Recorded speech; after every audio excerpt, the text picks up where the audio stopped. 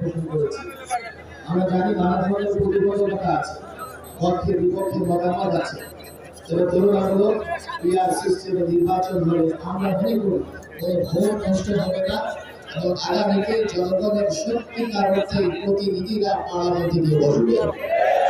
চূড়ান্ত কথা, গত ১৬ বছরে নয় ৫৩ বছরের বাংলাদেশে ইসলামী শক্তিকে দাবায় রাখবার জন্য, ইসলামী শক্তিকে দুর্বল করবার জন্য, ইসলামী শক্তিকে নানাভাবে প্রতিহত করবার জন্য ষড়যন্ত্র হয়েছে।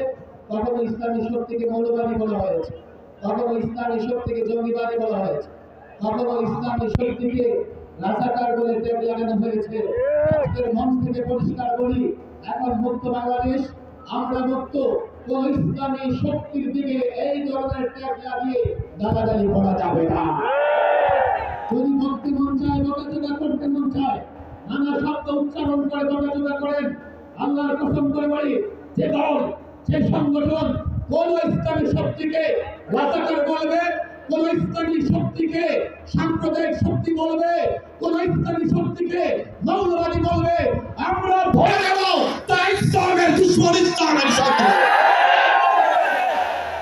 আসুন বেশিরভাগ বিরোধী যত শক্তি রাজনৈতিক সংগঠন সকলকে আহ্বান জানাই, এক মঞ্চে আসুন, ঐক্যবদ্ধ হন।